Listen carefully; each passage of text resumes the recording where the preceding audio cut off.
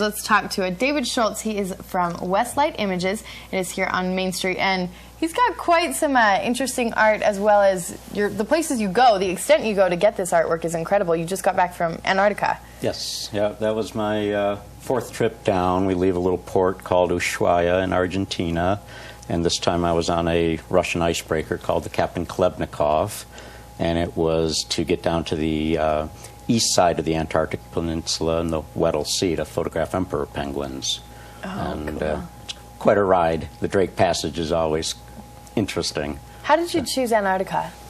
I read a book several years ago on the endurance expedition about Sir Ernest Shackleton, and saw the photography that Frank Hurley came back with, and given the era and what they went through, it was just incredible. And so just became very interested in it and booked passage on a Russian research ship, and then made the right connections with the expedition company, and it's just kind of mushroomed from there.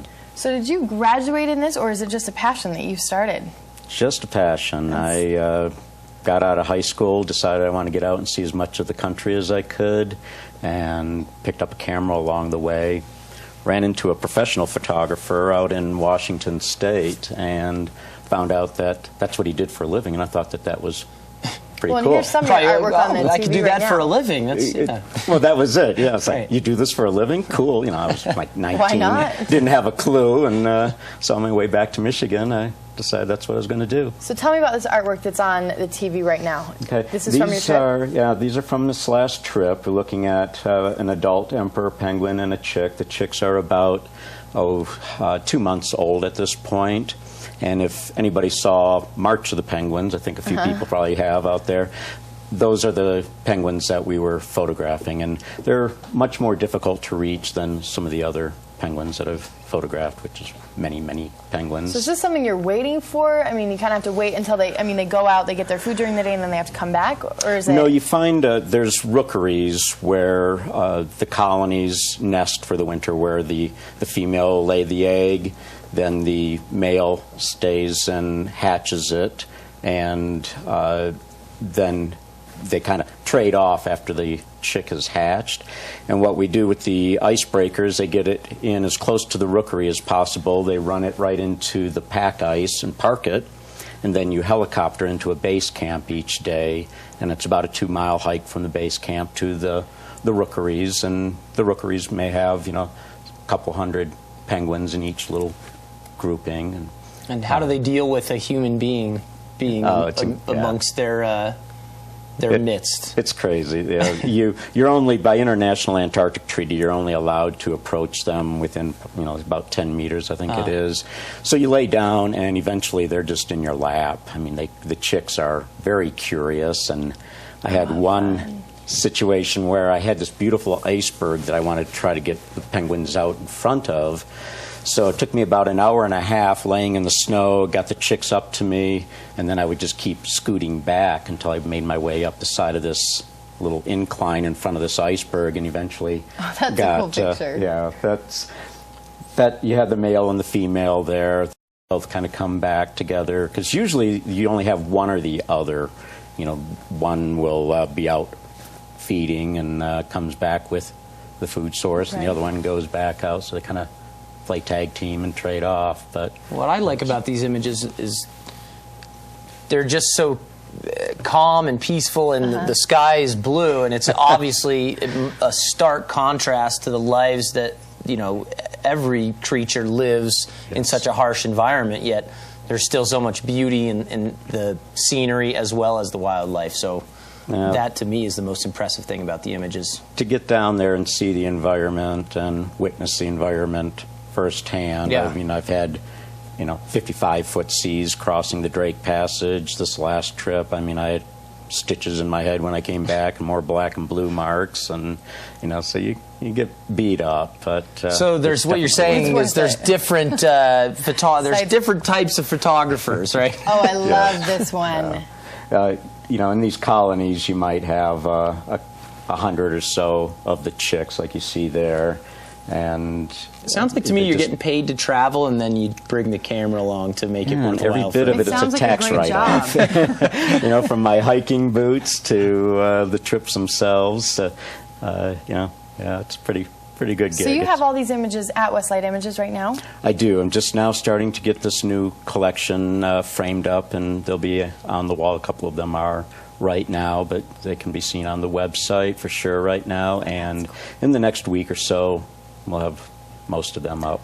And what else do you have at Westlight Images? For people who haven't been up there, tell me a little bit about. I mean, you've obviously gone on other great excursions. Well, so much of what I do and what I sell is right here in our backyard. I mean, I always joke I'm down in Antarctica, and the majority of the work that I sell are aspen trees in the local mountains, but this is where my passion is traveling and getting out to see these other places. So there are a lot of local images, but then the last about 3 years I've been doing a lot of work in these polar regions, both in the Arctic and Antarctica. Last year at this time I was up in the Canadian Arctic photographing polar bears and spent about 2 weeks out on the tundra freezing my fanny off up there. That was a very cold trip. Oh my God. At least you didn't have to cross the Drake Passage and get seasick. You're land-based. But I like the name of the ship you hitched a ride on. What was that the again? Kolebnikov? Yeah, the Captain Kolebnikov. What happened was when the Soviet Union collapsed, a lot of these research ships and some of these other working vessels lost their funding, and so they are now getting leased out by these expedition companies to take passengers to these areas. So it's not a Carnival cruise line.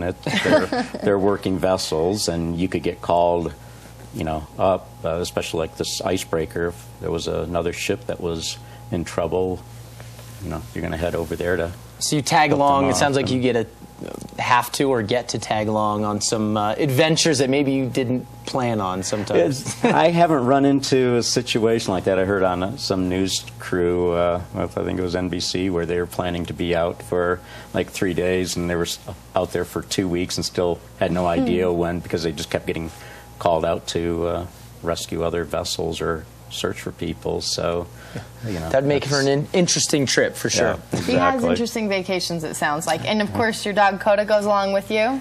Not to Antarctica or the Arctic. I'd love to see her on a beach with 400,000 penguins. And, she'd love it. She's a friendly dog, so I'm thinking she'd probably love it. When there's birds around, it's an entirely different animal. But yeah, she does travel with me when I'm just kind of doing road trips or here, and then she's always in the gallery. People probably walk by the gallery and see her laying up in the window. So. Park City is a dog-friendly town, so Absolutely. It's not a surprise when you walk into a Anywhere. gallery or anywhere and the owner has the dog with them. It's really not bizarre at all. Yeah, I get more people that come in the gallery every year and immediately where's Coda, as opposed to what's new on the wall, or we saw Where's your the dog dog? in the window. And You've got some competition, then. They come in to see you, or do they come in to see Coda? A little bit of both, and she gets a dog treat for everybody that she lures in. Oh, good. And two, if anybody buys something. She's a good thing then for you.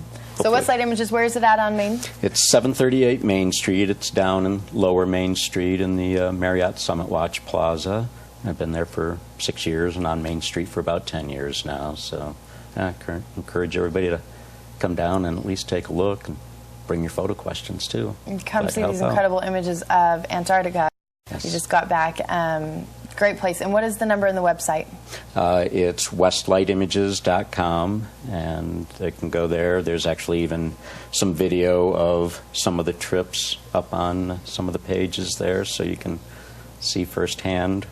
I love seeing pictures of travel. I love it. So. Yeah, it's not sure where I'm going to go next. That's one of the funny things is I just come back from a trip and everybody says, "So where are you going next?" I haven't unpacked from the last trip, and I've got 3,000 images of penguins to start editing through to come up with a half a dozen that make it on the wall. Well, that's kind of nice that you just get a pick. What about, do you have a favorite place you've been? Overall, I mean, Utah is my favorite location to photograph in general, just because of the diversity of the terrain. I mean, the extremes of, southern Utah, and then what we have right here.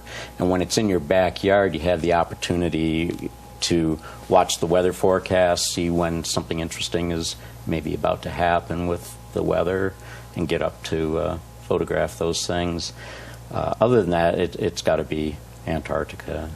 It's when you get down there and you see the wildlife, the remoteness, it's just not a place that everybody gets a chance to see. Not a lot Very of many people. people No. at all. No, more and more, and people are becoming more aware of climate change and such, and so these polar regions are getting a little bit more attention, especially places where, like Churchill, where I was photographing the polar bears up in Canada. I mean, people are more aware of the plight of the polar bears and any of these cold weather creatures that are being affected. So, Well, everybody's got to head up then to go and see it. David, thanks so much for coming in. my pleasure. Appreciate you. Of course, that is David Schultz of Westlight Images. He just got back from Antarctica, has fabulous images, as you have just seen, up at his gallery, as well as, like you said, Utah has so much diversity. You might want to head up there and see what he's got from Utah. Everybody loves having a painting of Utah, of course, and or a photograph in their home. So head on up to Westlight Images on Main Street. Stick around, though. We've got more coming up on the Mountain Morning Show, including trivia right after this.